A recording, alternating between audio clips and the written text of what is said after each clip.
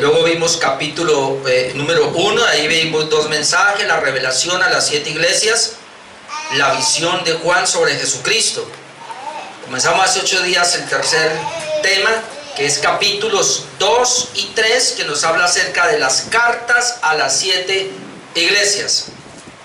Son 7 iglesias. Comenzamos hace 8 días con la primera carta a la iglesia de Éfeso. Veíamos 5 cosas, decíamos que ese más o menos es la estructura que se va a llevar en cada carta, y hay 5 puntos allí que vamos a llevar. Obviamente van a variar en algunas iglesias, pero hace 8 días veíamos que hay una descripción de Jesús, hoy también lo vamos a ver. Veíamos que hay un reconocimiento a su labor de la iglesia, hoy también lo vamos a ver, que hay un reproche, hoy no hay reproche. Solamente Esmirna y Filadelfia no tienen reproche de parte del Señor. Luego hay un llamado al arrepentimiento, tampoco lo va a ver, porque si no hay reproche no hay llamado. Y hay una promesa, vamos a ver eso. Más o menos la estructura, y eso es lo que veíamos hace 8 días. Se puede decir que la iglesia de Éfeso se conoce como la iglesia que dejó su primer amor. Así que estos mensajes se están subiendo a YouTube, por si alguien no los ha visto. Es muy importante que los vea, que se ponga al día. Es decir, cada iglesia va a tener un mensaje o una descripción mejor general para que la podamos ver.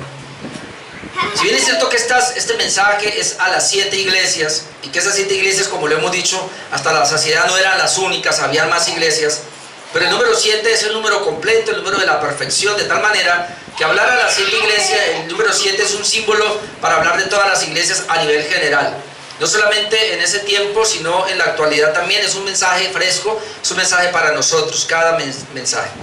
Vamos a mirar hoy la carta a la iglesia de Esmirna. La palabra Esmirna, y esto es bien interesante, viene del griego Esmirna, pero del hebreo mirra. Entonces usted ya entiende que a Jesucristo le trajeron, uno de los elementos que le trajeron, oro, incienso y mirra. Y Jesús también dice que se eligió con mirra, o se le puso mirra mejor en su muerte. Así que es interesante porque la palabra mirra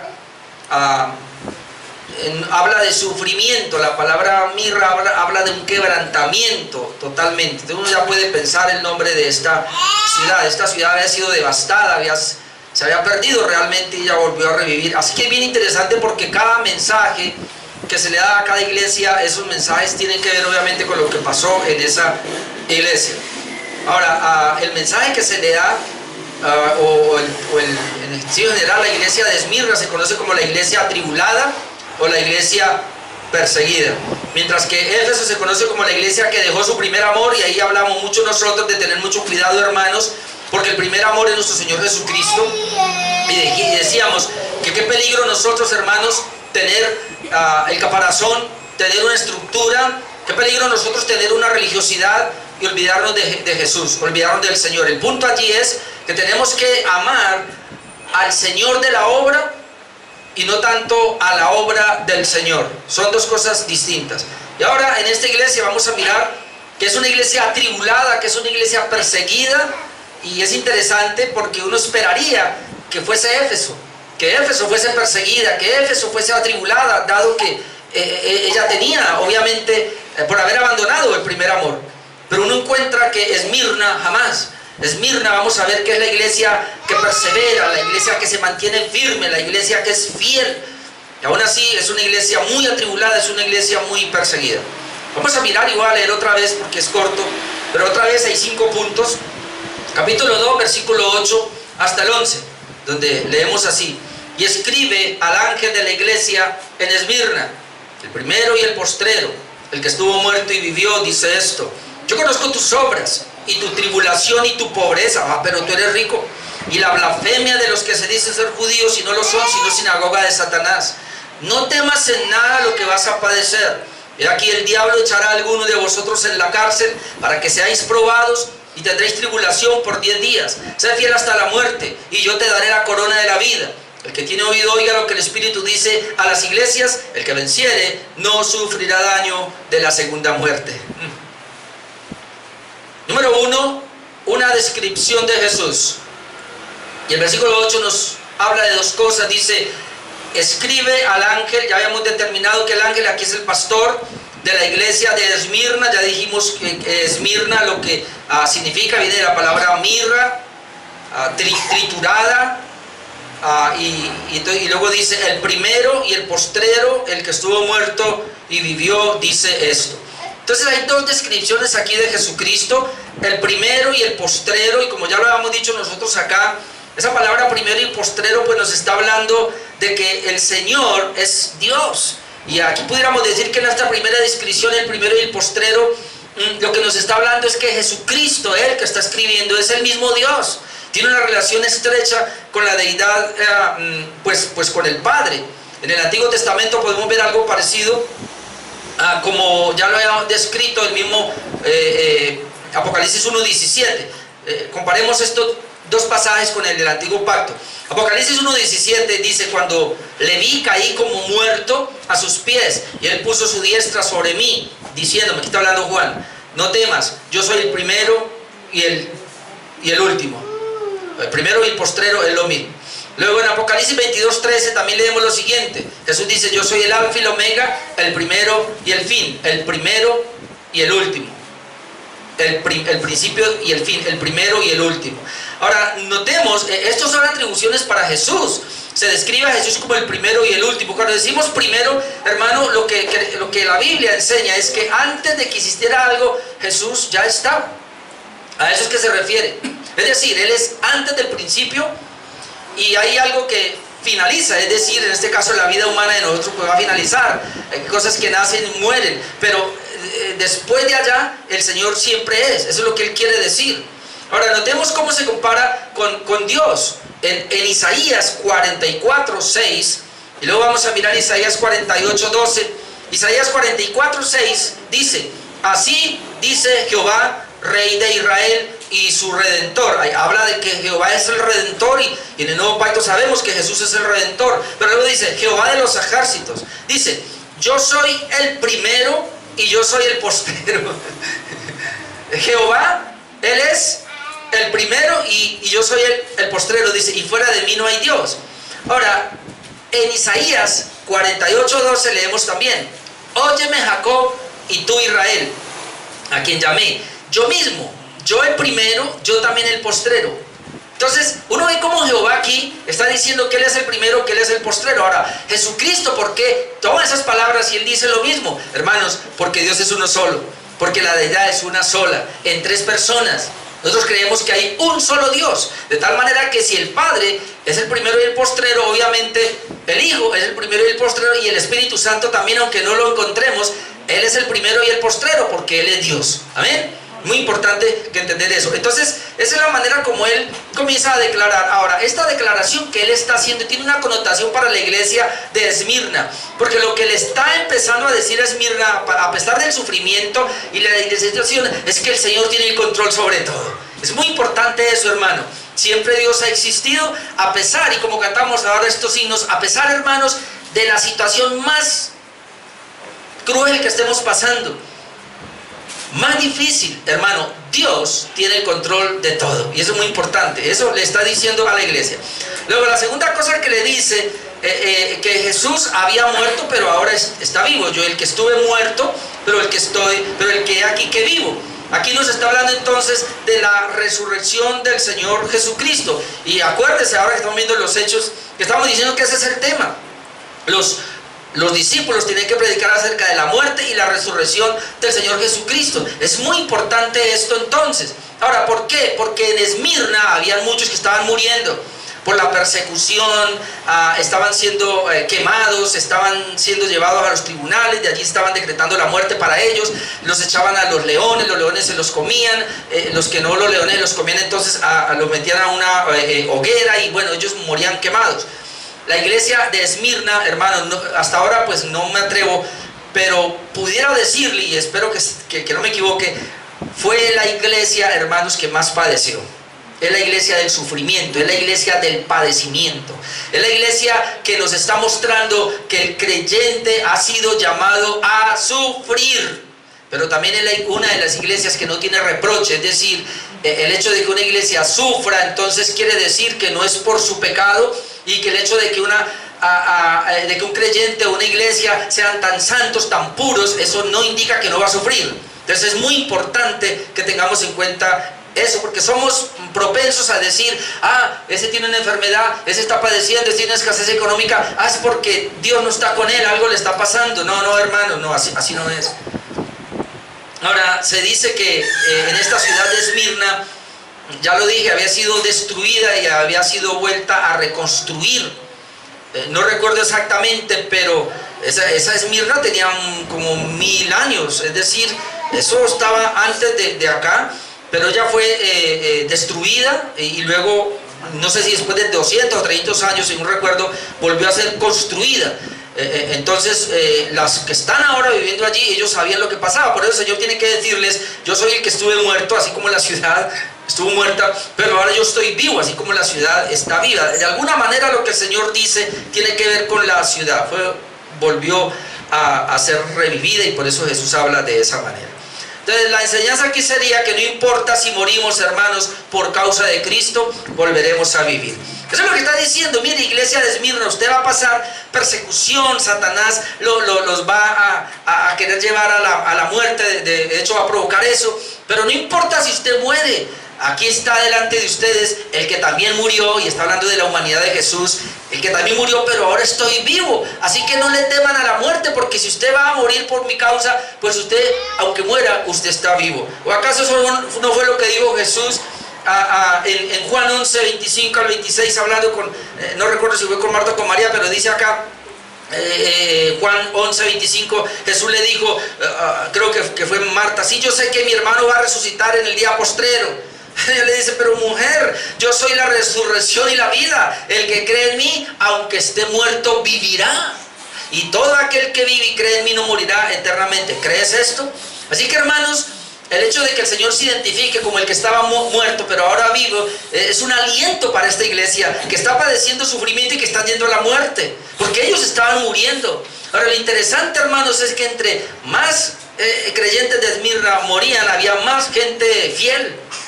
Es decir, creo que era el hermano Jason que nos decía una vez, pareciera que entre la iglesia más sufre, más es perseguida, más es atribulada, más fiel es.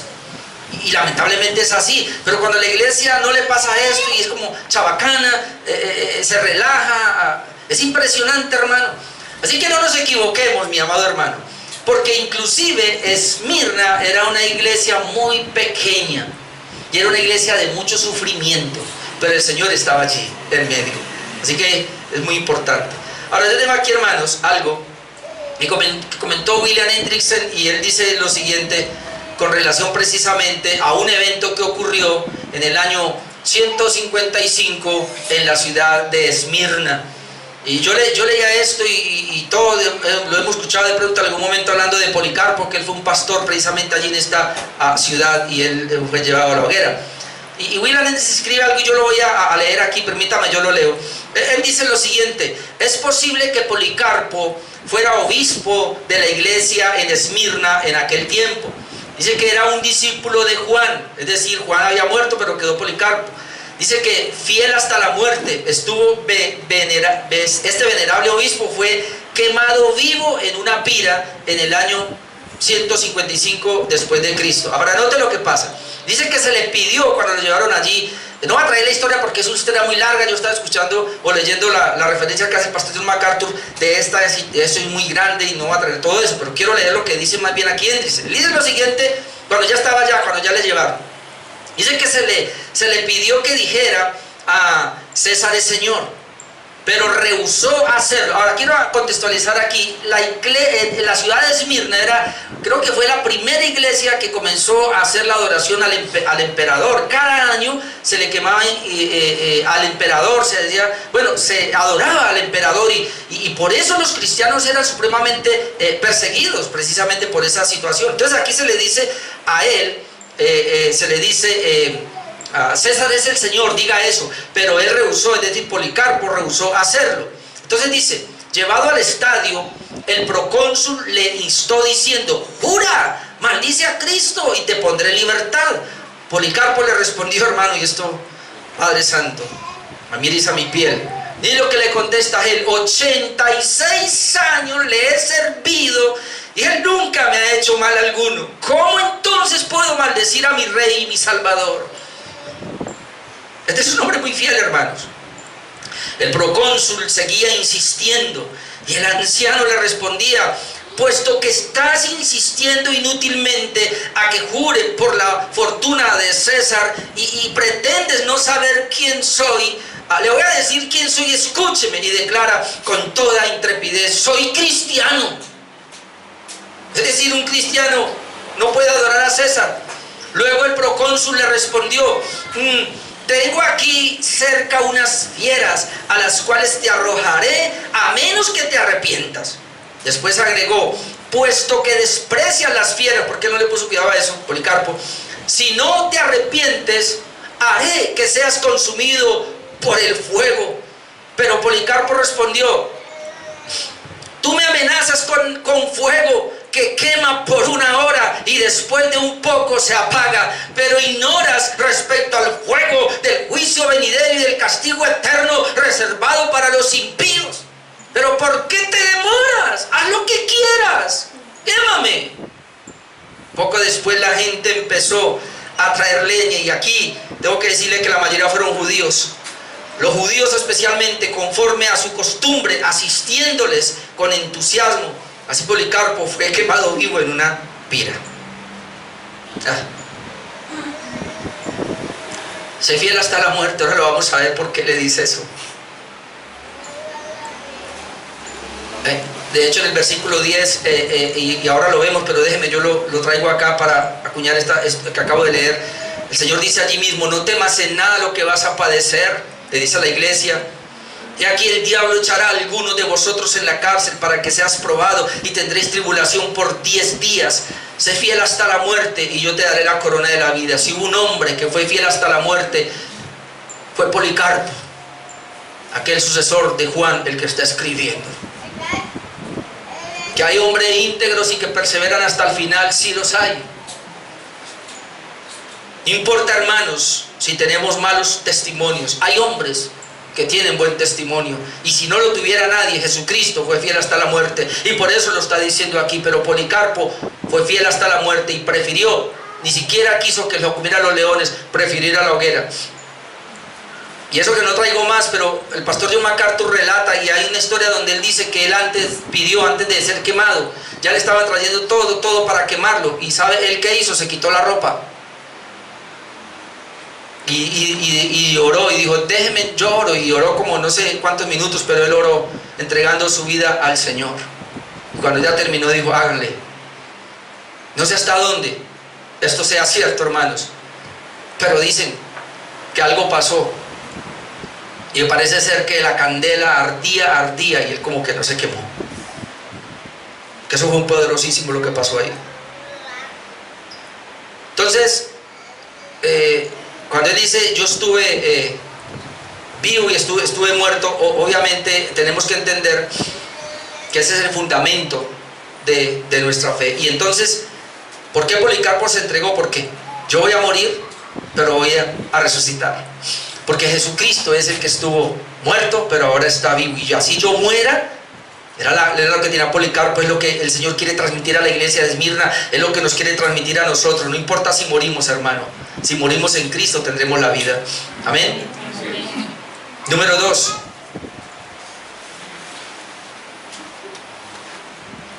Un reconocimiento de su labor y su sufrimiento. Eso lo habíamos visto también en la iglesia a Éfeso, porque el Señor reconoce la obra y la labor de nosotros. Versículo 9: yo conozco tus obras. Pero hay algo más aquí, porque hay 4 cosas que el Señor reconoce. Yo conozco tus obras y tu tribulación y tu pobreza, pero tú eres rico. Y la blasfemia de los que se dicen ser judíos y no lo son, sino sinagoga de Satanás. Aquí vemos 4 cosas específicas que el Señor describe de la iglesia de Esmirna, porque Él nos conoce, mi amado hermano. Él conoce la iglesia, pero Él conoce a cada uno de ustedes. Me conoce a mí, Él nos conoce. Como decía el pastor Juan Manuel Baja en un video que anoche yo escuchaba: si Él nos conoce, ¿para qué ser hipócritas? Porque el hipócrita lo único que quiere es quedar bien delante de los hombres. Pero es que Él es el Señor de nosotros. Él es la vida. Yo prefiero quedar mal delante de la gente, pero no de mi Dios. Él me conoce, Él sabe a dónde voy, Él sabe qué estás haciendo, Él sabe la motivación por la cual viene al culto, Él sabe todo lo que estás haciendo y cuál es la motivación del corazón. Si tú vienes aquí religiosamente, Él lo sabe, y más vale que se arrepienta. Si usted viene aquí porque ama al Señor y ama su obra, también lo sabe. Y entonces eso es lo que Él dice. Y vamos a mirar esas 4 cosas. Primero dice: yo conozco tus obras. Estas obras obviamente eran buenas. Y yo quiero decirle que esas obras, hermano, que el Señor conoce en la iglesia y conoce a nivel individual, esas obras son el resultado de la regeneración. Nosotros no somos salvos por obras, pero somos salvos para buenas obras. En Efesios 2:10 leemos: porque somos hechura suya, creados en Cristo Jesús para buenas obras. Se espera que el regenerado haga buenas obras. Esas buenas obras dice que Dios las preparó de antemano para que anduviésemos en ellas. Si Dios preparó esas buenas obras, Él nos las ha dado. Cuando Dios regenera a una persona, inmediatamente le da las buenas obras y esa persona va a comenzar a caminar en esas buenas obras que Dios le dio. Son hechas por Él en nosotros. Entonces por eso Él puede decir: yo conozco tus obras. Tito 2:11-14 dice: porque la gracia de Dios se ha manifestado para salvación a todos los hombres. Ya tenemos la gracia entonces, enseñándonos que, y mire lo que dice: renunciando a la impiedad y a los deseos mundanos. Eso nos toca a nosotros ahora. Vivamos en este siglo sobria, justa y piadosamente. Estos son buenas obras. Vivir sobria, justa y piadosamente, aguardando la esperanza bienaventurada y la manifestación gloriosa de nuestro gran Dios y Salvador Jesucristo, quien se dio a sí mismo por nosotros, escuche, para redimirnos de toda iniquidad. El Señor murió para redimirnos de toda iniquidad y purificar para sí un pueblo propio, celoso de buenas obras. ¿Quién le dijo a usted que la salvación no implica que hay un fruto de buenas obras? Usted llámelo santificación, como quiera llamarlo. Usted llámelo obediencia a la ley moral de Dios. Pero es lo mismo. Nosotros fuimos salvos para obedecer la ley. No fuimos salvos por cumplir la ley, pero fuimos salvos para cumplir la ley. No fuimos salvos por las buenas obras, pero fuimos salvos para hacer buenas obras. No fuimos salvos por nada en nosotros, pero ahora que nos salvó, Dios pone en nosotros su obra. Somos nuevas criaturas. Y entonces Dios va a ver esas obras en nosotros. 2. Conoce su tribulación. Esta iglesia estaba, hermanos, en persecución, como ya lo dije, o ahí se le llama tribulación. Estos días me dio por discutir por ahí un argumento y una señora me contesta: pero la iglesia no ha llegado a la tribulación. Le dije: señora, la iglesia toda la vida ha tenido tribulación. Que la gente está esperando la gran tribulación. ¿Sabe por qué? Porque como nosotros no la tenemos, pero en este momento, hermanos, hay iglesias de Cristo en tribulación. Las iglesias que se están estableciendo en esos lugares donde están los musulmanes, dígame si no son atribulados. Hay países donde sacan el cristianismo y ellos se tienen que esconder, ellos tienen que hacer sus cultos, sus reuniones. Esos están recibiendo tribulación, están muriendo por la palabra. Estos días yo leía, estos días no, hace como 2 meses, 270 pastores los habían asesinado por predicar la palabra en un lugar por allá. Pero nosotros aquí, tranquilo, no pasa nada. Y esta iglesia estaba pasando por tribulación, pero a pesar de ellos, hermanos, y a pesar de experimentar todo esto, ellos resistieron toda esta persecución. Según de Timoteo 2:10, recuerde, Señor, conozco tus obras y tu tribulación, porque ahí estaba siendo atribulada esa iglesia de Esmirna. Según de Timoteo 2:10 nos dice: por tanto, dice Pablo acá, todo lo soporto por amor de los escogidos, para que ellos también obtengan la salvación que es en Cristo Jesús con gloria eterna. Es decir, Pablo dice: yo lo soporto porque quiero llevarles el evangelio. Y luego dice: palabra fiel es esta. Cuando dice palabra fiel, está diciendo: esto es una verdad verdadera, digámoslo así. Si somos muertos con Él, también viviremos con Él. Muertos con Él. Ahora, si sufrimos, también reinaremos con Él. Ve que nos habla del sufrimiento. Obviamente si le negáramos, Él también nos negará. Si fuéramos infieles, Él permanece fiel, Él no puede negarse. Entonces se nos habla de que la iglesia va a pasar por un sufrimiento, o lo que se conoce como tribulación. Obviamente que al final va a haber una gran tribulación, yo lo creo, porque así le dice la Biblia, y lo vamos a ver más adelante en Apocalipsis. Pero la iglesia ha pasado por grandes tribulaciones y muchas pruebas. Yo conozco tus obras, conozco tu tribulación, conozco su pobreza. Esta iglesia, hermanos, experimentaba pobreza, aunque eres rico. Esta iglesia era muy distinta a la iglesia de la Odisea, que es la última iglesia que la vamos a ver más adelante, porque mientras que Esmirna era pobre, hermanos, pero pobre. Yo me quedé aterrado e investigar un poco. Esmirna era una ciudad muy pujante, era pequeña, pero era muy pujante, casi que se parecía a Éfeso, casi que competía con Éfeso para ver cuál era la mejor. Entonces allí había muchos centros, muchas empresas, pero los creyentes eran muy pobres. Los creyentes, hermanos, no tenían dinero, padecían hambre. Y ellos estaban ahí en esa ciudad, pero ellos eran muy pobres. Por eso, pero ellos tenían algo, tenían una riqueza espiritual. Dice, yo conozco tus obras, tu sufrimiento, tu pobreza, el Señor la conoce, aunque eres rico. Y esta palabra, que eres rico, está diciendo, tiene una riqueza espiritual impresionante. Distinta a la Odisea, que el Señor le dice, tú te jactas de que eres rico. A la Odisea, vamos a llegar allá, no le faltaba nada, lo tenía de todo, era la iglesia de la prosperidad. Pero eran muertos espiritualmente. Ahora, ¿qué prefieres tú? Porque la iglesia de Esmirna es esa iglesia muy necesitada financieramente, pero tenía toda la riqueza espiritual. ¿Y acaso qué es lo que nos dice la Biblia? Cuando dice, yo conozco tu pobreza material, pero eres rico, que es lo que me interesa. En Mateo 6, 19 al 21 encontramos, dice, no os hagáis tesoros en la tierra, donde la polilla y el orín corrompen, y donde ladrones minan y hurtan, sino haceos tesoros en el cielo. ¿Qué tenía Esmirna? Tesoros en el cielo. ¿Qué tienen los creyentes de esta iglesia? Tesoros en el cielo. ¿En la tierra tenían? No tenían tesoros, no tenían cuentas bancarias, no tenían nada, ni siquiera Neki, nada. No tenían Neki. Para que se despierte un poquito.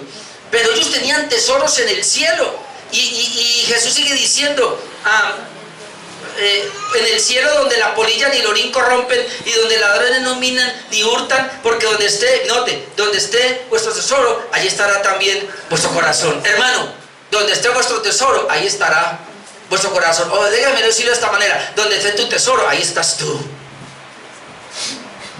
¿Lo digo otra vez? ¿Por qué mucha gente no viene a la iglesia un domingo? Porque no es su tesoro. ¿Por qué está en otro lugar un domingo? Porque ese es su tesoro. Amén. Sigo aquí predicando mejor. Vamos a mirar otro que es Mateo 19, 20 al 24. Aquí habla del joven rico. Usted lo mira, a mí me interesa del versículo 20 en adelante. Dice que el joven le dijo, todo esto lo he guardado, porque le dice, guarda tus mandamientos. Pero todo esto lo he guardado de mi juventud, ¿qué más me falta? Jesús le dijo, si quieres ser perfecto, anda, vende lo que tienes y dalo a los pobres, y tendrás tesoro en el cielo, y ven y sígame. ¿Qué tenía el rico? Tesoros en la tierra. ¿Qué no tenía el rico? Tesoros en el cielo. El Señor quiso quitarle la riqueza de la tierra para darle la riqueza del cielo, porque le estorbaba. Y entonces dice la Biblia, oyendo el joven esta palabra, se fue triste porque tenía muchas posesiones. Entonces Jesús dijo a sus discípulos, de cierto digo que difícilmente entrará un rico en el reino de los cielos. Otra vez os digo que es más fácil pasar un camello por el ojo de una aguja que entrar un rico en el reino de Dios. Ahora, tranquilo, que si usted es rico, aquí lo que está diciendo es aquellos que confían, porque hay gente que es pobre, no tiene nada, pero aún confía en lo que tiene, en lo que no tiene. Aquí lo que está diciendo es que las personas que ponen su confianza en los tesoros terrenales, y esos tesoros terrenales, esa empresita, ese negocio, esa familia, esos hijos, eso qué sé yo, y eso le estorba para buscar a Dios. Estás tan terrenal y tu tesoro está tan aquí abajo que no depende del de arriba. Es muy importante que te definas. La riqueza más importante es la riqueza espiritual. Déjeme decirle que si un domingo en la mañana te vas a ganar 5 millones de pesos haciendo un negocio y te vienes aquí y no te los ganas, es más importante recibir aquí la riqueza espiritual. que la que ibas a recibir allá materialmente, porque eso material aquí se va a quedar y no te llevas nada. En cambio al cielo nos llevamos toda la riqueza que Dios nos da en un culto. ¿Lo entendió, hermano? Por favor, entienda por qué es mi celo.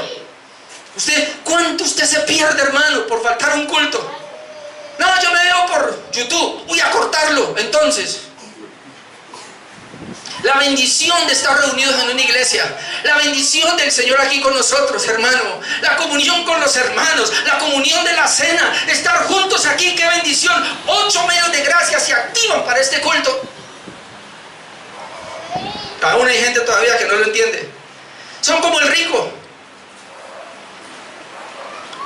¿Me está tocando eso, pastor? No vuelvo a su iglesia. Así hizo el joven rico y se fue. El Señor, por amor y por su gracia, nos quiere quitar esos estorbos. Amado hermano, por favor. Por eso, yo esta semana le oraba al Señor y me acordaba de algo. Yo tuve un tropiezo en mi vida. Y yo le decía, Dios mío, ¿qué hubiera pasado si yo no tengo ese tropiezo? Estaría como un pastor lleno de material. Ya aquí en Cali tenía una iglesia muy grande con mucha prosperidad, porque tenía la capacidad para convencer a la gente. Pastor Juan Carlos lo sabe. Pero Dios me permitió un desliz que me aniquiló prácticamente. Y le digo, hoy le digo, Señor, gracias. Porque gracias a eso, aquí estoy, Señor.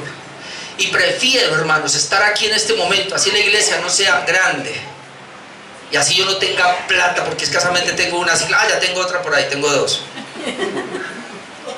Prefiero así, hermanos. Prefiero así. Y no como amigos que tengo ahora, nadando en dinero, pero que si no se arrepienten, muy probable van al infierno. ¿Qué estás buscando tú? Yo no estoy diciendo que no tenga dinero, tenga esa empresa, pero ponga a Dios primero. Tenga ese negocio, pero ponga a Dios primero. Si estás creciendo y haciendo dinero, hágalo, hermano, pero tenga a Dios primero. Que la riqueza mayor sea la celestial. Jesús lo dijo claramente. Número 4, Él conoce la blasfemia de los perseguidores. Yo conozco tus obras, dice, tu tribulación, tu pobreza y la blasfemia de los que se dicen ser judíos y no lo son, sino sinagoga de Satanás. Esto es duro, hermanos. Esto es duro. Estos eran judíos, pero eran falsos judíos, y ahora le voy a explicar por qué. Era una sinagoga de Satanás, como todas las iglesias falsas. Esta misma expresión, sinagoga de Satanás, la encontramos en la iglesia de Filadelfia, que es una iglesia también sana. Interesante que en las iglesias que no reprocha el Señor aparece la expresión sinagoga de Satanás. Apocalipsis 3:9 dice, he aquí yo entrego de la sinagoga de Satanás a los que dicen ser judíos y no lo son, sino que mienten. Ahora yo le voy a leer aquí lo que dice el comentarista William Hendricks en cuanto a esto. Dice que probablemente esos judíos habían escogido a Esmirna como su lugar de residencia porque era una ciudad comercial y de negocios, los judíos. Y ellos no solamente difamaban al Mesías, sino que delante de los tribunales romanos acusaban con entusiasmo a los cristianos. Como siempre, estaban llenos de un antagonismo maligno contra los cristianos. Dice que la iglesia de Esmirna conocía, sabía quiénes eran, y el Señor dice, yo conozco tus obras y conozco también dónde moras. Hay una sinagoga de Satanás allí, porque están los que se dicen ser judíos, pero no lo son. Cuando dice el Señor aquí, no, ellos eran judíos, la etnia, pero no eran judíos, y aquí está hablando porque está un juego de palabras. Ese judío ahí es el judío espiritual, porque yo creo que usted ya lo tiene claro.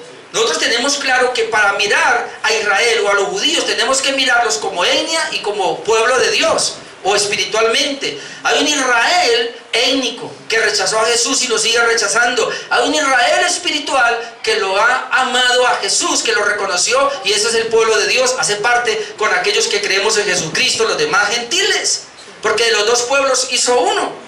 Entonces, estos judíos que están aquí, que están acusando a los cristianos, que están persiguiendo a los cristianos, que están dando el voto para que quemen a los cristianos, así como hicieron con Policarpo, estos judíos aquí son judíos étnicos, son judíos nacionales, pero no son judíos cristianos, no son judíos espirituales. Por eso dice, ellos son falsos judíos, aquellos que dicen ser judíos, pero no lo son. Entonces, ¿qué son?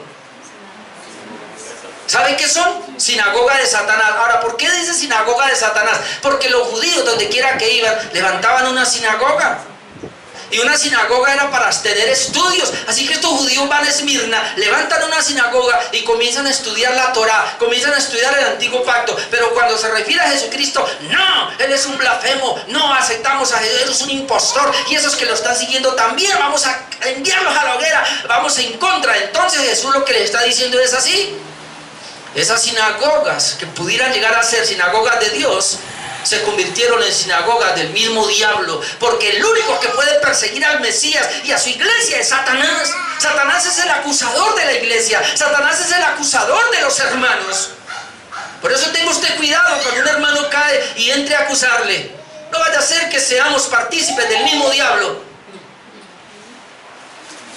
Ahora, ellos lo hacían, obviamente, y permítame, yo le traigo tan siquiera 2 textos. En Hechos vamos a ver que está lleno de pasajes de estos judíos persiguiendo a los cristianos. En Hechos capítulo 13, versículo 48, leo lo siguiente.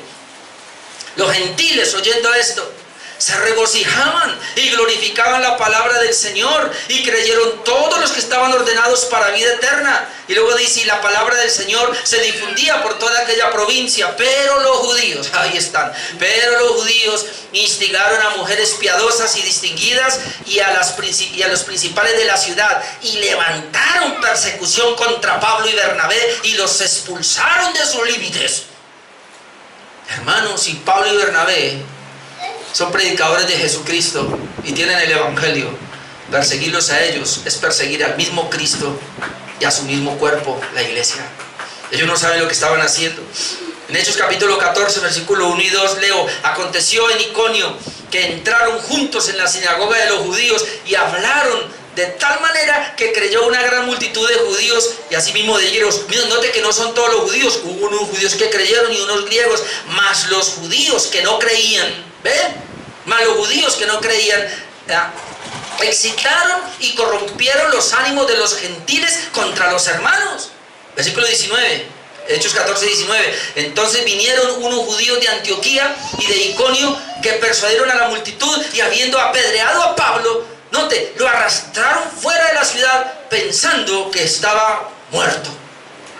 Ellos mataron a Pablo, solo que Dios no permitió que muriera. Ellos le dieron piedra hasta que lo dejaron muerto y se fueron, solo que no murió porque el Señor no lo dejó morir.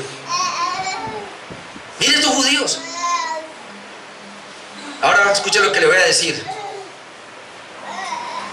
Y aún así hay iglesias que dicen ser cristianas y tienen la bandera de Israel ahí, y dice que aman a Israel y dicen que Israel es la niña de los ojos de Dios. ¿Sabe que Israel es la niña de los ojos de Dios? El Israel espiritual, y ahí entramos tú y yo.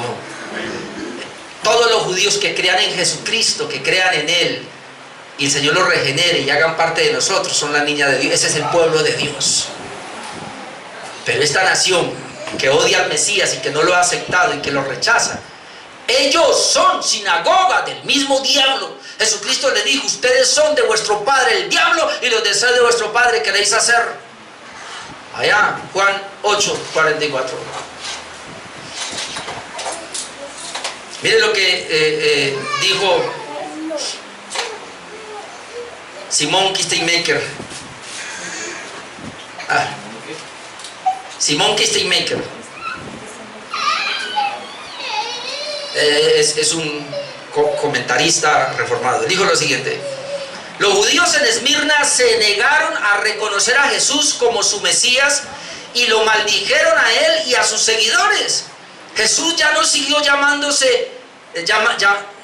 judíos a estas personas, es decir, hijos espirituales de Abraham.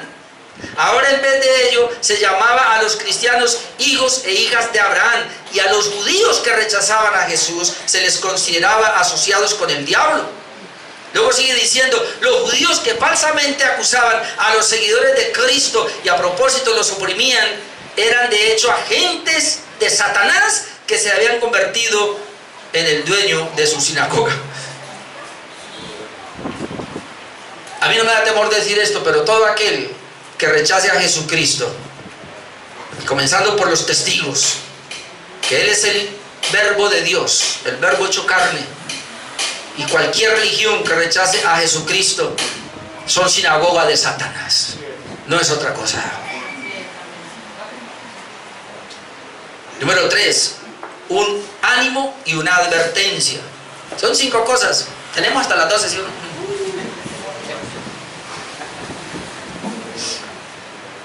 Un ánimo y una advertencia. Note lo que les dice el verso 10, la primera parte.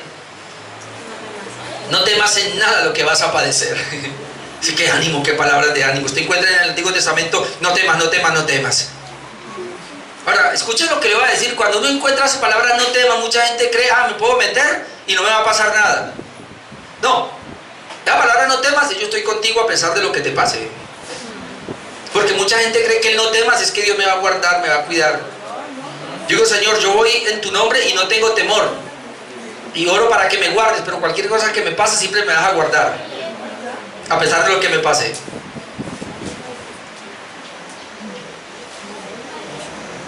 Un paréntesis aquí. Si ustedes están muy asoleados acá, pueden poner sillas aquí, que aquí caben. Bueno, el infierno es más ardiente, ¿sí o no? Bueno, gloria a Dios.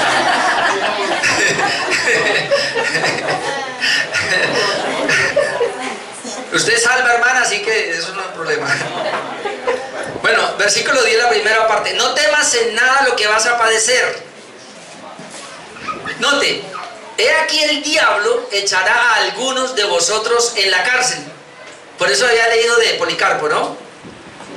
Para que seáis probados y tendréis tribulación por 10 días. No temas en nada en lo que vas a padecer. Hermano, note lo interesante. No temas en nada en lo que vas a padecer.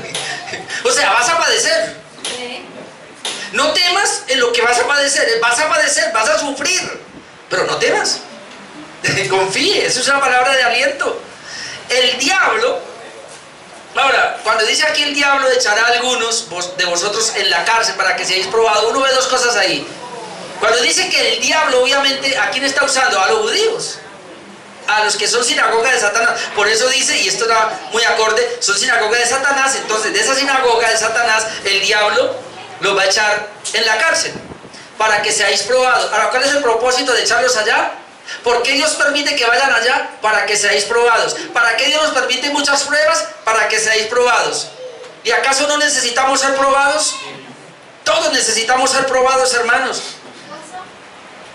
El diablo lo hace porque en Apocalipsis 12:10 dice: entonces oí una gran voz en el cielo que decía: ahora ha venido la salvación, el poder, el reino de nuestro Dios y la autoridad de su Cristo, porque ha sido lanzado fuera el acusador de nuestros hermanos, el que los acusaba delante de nuestro Dios de día y de noche. ¿Sabe? Cualquier pecadito que usted cometa, ahí está el acusador. Ahí está el acusador. Satanás, hermano, acusa a todos y está pendiente de cualquier debilidad de nosotros. ¿Y el que quiere? Échelos a la cárcel. Dios, cometió un pecado, castígalo. Cáigale con toda la furia a ese que pecó. Más o menos es la idea como lo hace el diablo. El problema es que él no lo hace solo, él lo hace a través de personas. Aquí a través de los judíos. Por eso que no vaya a ser que nosotros seamos usados por ese enemigo de Dios para acusar a un hermano. ¿Se acuerda cuando... ¿Quién fue? Josué Sí. había pecado, pero no Josué del Antiguo Pacto, sino acá el profeta, el sacerdote Josué, y dice que el diablo estaba al lado para acusarle. Es impresionante eso. Y el Señor que vino y le dio la gracia y lo purificó y le dio un manto de justicia, pero el diablo estaba a punto para acusarle. Siempre él es así. Satanás nos acusa, hermanos. Ahora, Dios permite todo esto, hermanos, para probar nuestra paciencia. Déjeme, yo le leo esto porque es muy importante, lo haré rápido. Primera de Pedro 1:3, igual leer hasta el 9 porque es impresionante lo que encuentro aquí. ¿Por qué Dios permite las pruebas? ¿Por qué Dios nos permite pasar por situaciones tan paupérrimas muchas veces, tanto en pobreza, en necesidad, qué sé yo? ¿Por qué? Mire lo que dice: bendito el Dios y Padre de nuestro Señor Jesucristo, que según su grande misericordia nos hizo renacer para una esperanza viva. Oh, qué bonito todo eso. Me hizo renacer para una esperanza viva, por la resurrección de Jesucristo de los muertos, para una herencia incorruptible, incontaminada, inmarcesible, reservada en los cielos para vosotros. Es allá.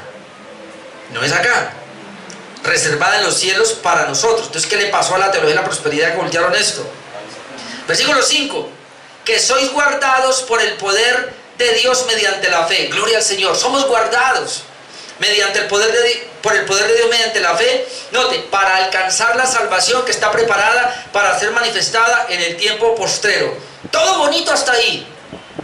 Verso 6. En lo cual vosotros os alegráis. Claro. ¿Cómo nos alegramos? Nos alegramos por todo lo que el Señor nos ha prometido, nos ha dado.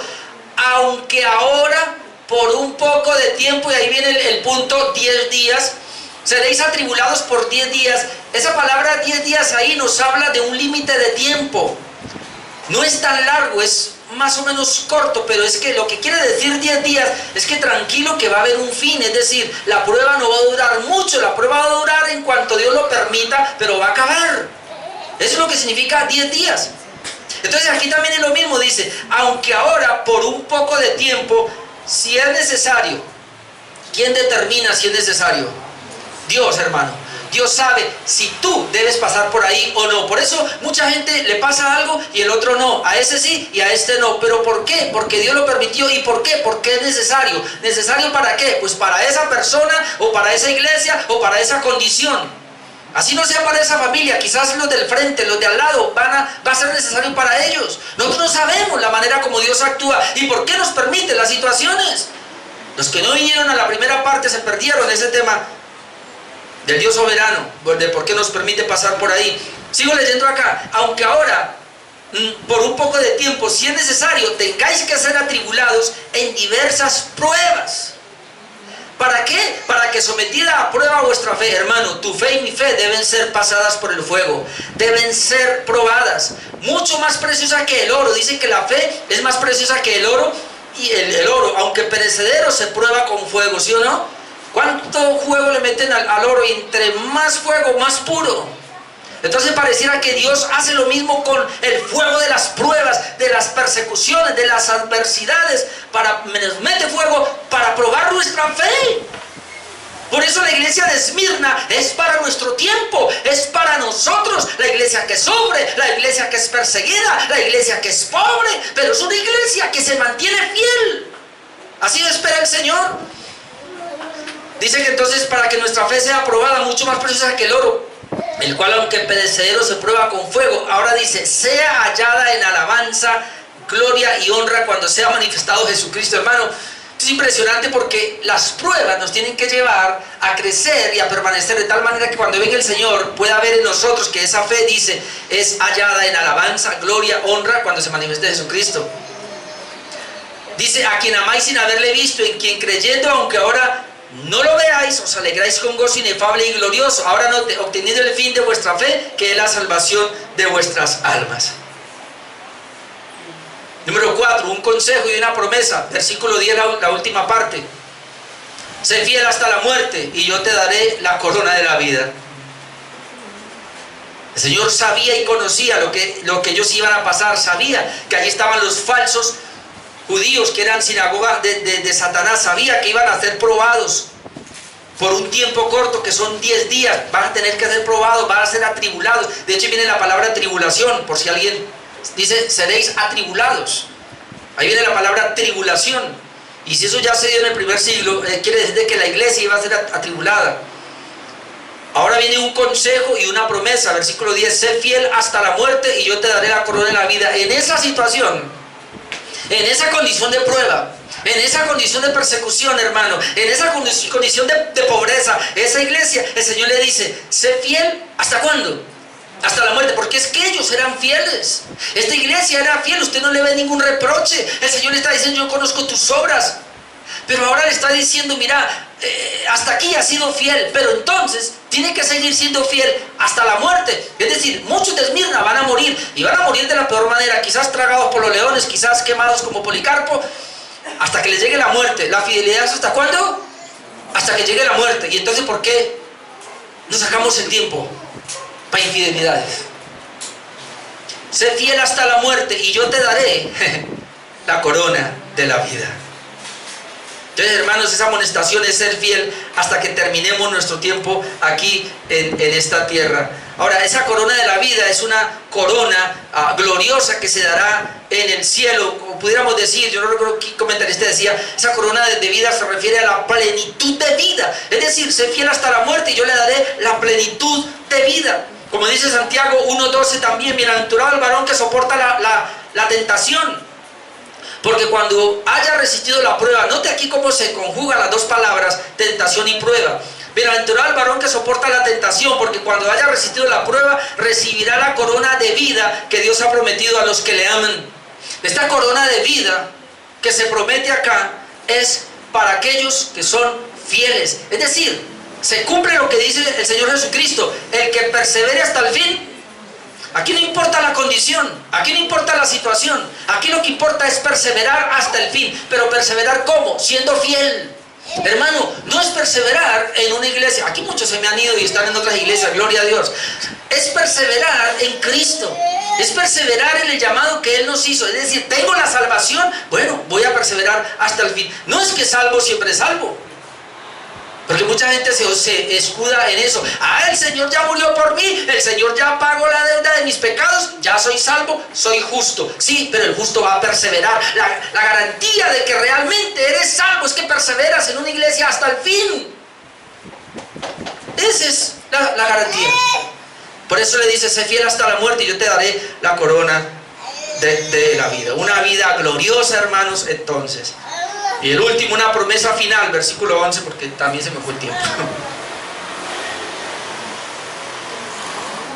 Una promesa final. El que tiene oído, oiga lo que el Espíritu dice a las iglesias. El que venciere no sufrirá daño en la segunda muerte. Y aquí hay mucho. Primero comienzo por acá. El que tiene oído, oiga. ¿Cómo así? ¿No todos tienen oído? No. Aquí le está hablando a los regenerados. Porque recuerde que el hombre impío oye pero no oye, ve pero no ve.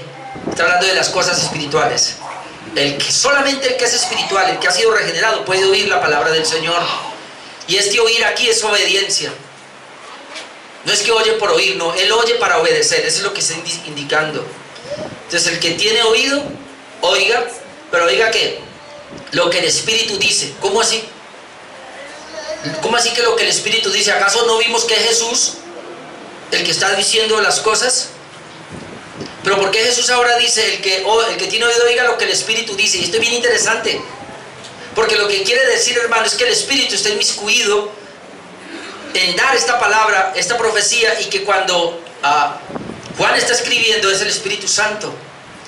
Y aquí concuerda todo, porque el autor de la Biblia es el Espíritu Santo, quien usó a estos profetas, a estos apóstoles para que escribieran. Pero también tiene una indicación aquí, que solamente esta profecía se puede oír si se tiene al Espíritu Santo.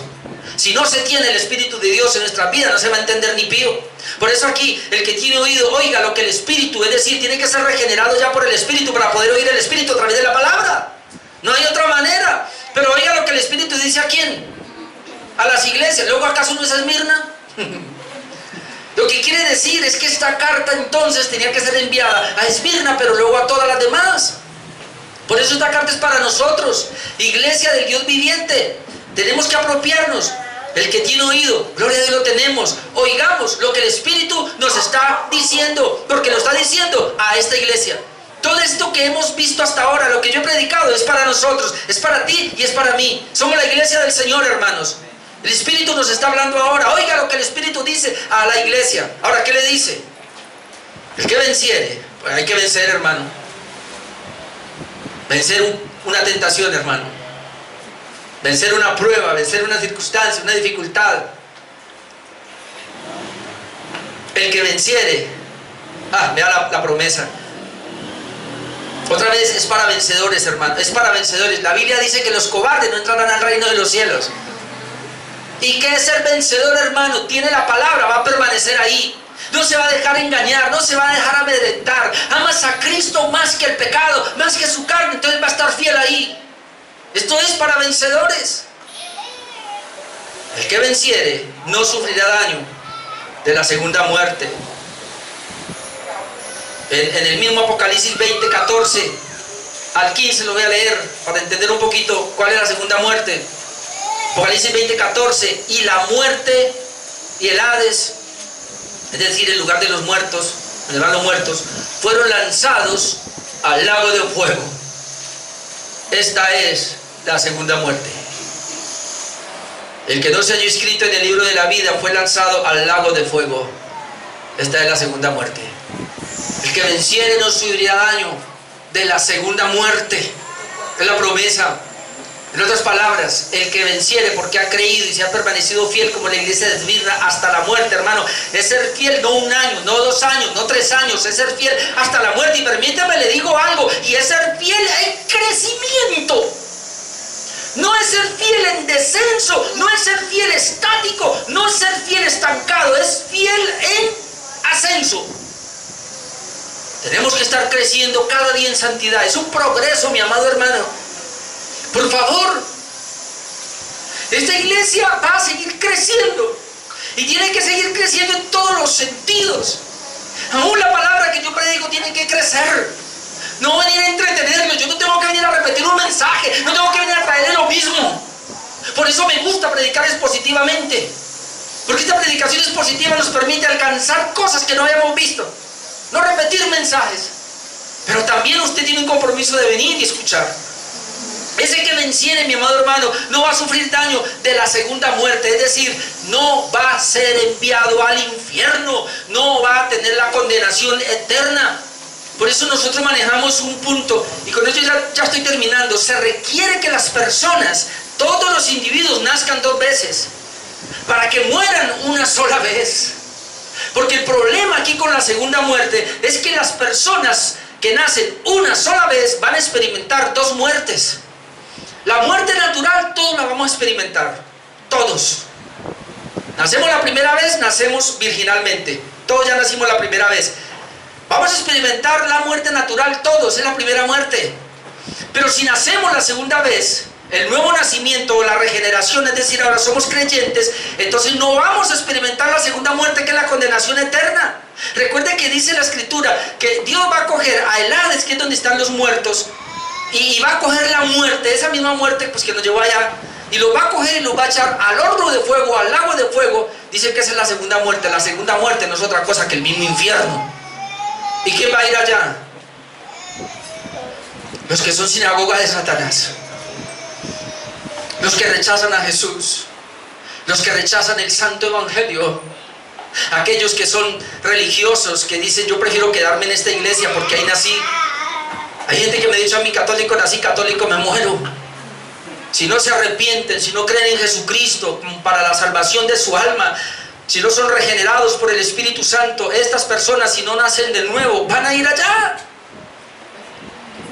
Por eso aquí les está diciendo, mire, ¿qué importa el sufrimiento ahora?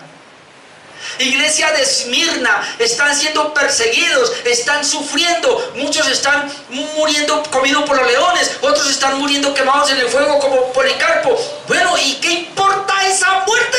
Al fin y al cabo todos la vamos a experimentar, pero no van a sufrir daño de la segunda muerte. No, porque tienen vida eterna, porque ahora tienen una gloria al lado del Padre. Pero aquellos que los están echando allá, aquellos que no quieren recibir a Jesús, aquellos que están rechazando el evangelio, aquellos que nos odian y que nos persiguen y que no nos quieren, si no se arrepienten van a sufrir daño en la segunda muerte, es decir, van a ser echados al infierno por siempre. Así que todo esto es para esa iglesia que está sufriendo, hermano. Palabra hay para un cristiano cuando sufre, palabra hay para una iglesia cuando es perseguida. Dios tiene mucha palabra y esa palabra la ha dado a ellos y nos la da a nosotros también. Así que esta iglesia de Esmirna que fue perseguida, Dios le hace unas tremendas promesas que vimos en esta hora. Carta a la iglesia de Esmirna, la iglesia en persecución, perseguida. Vimos una descripción de Jesús: yo soy el primero y el último, estuve muerto y ahora estoy vivo.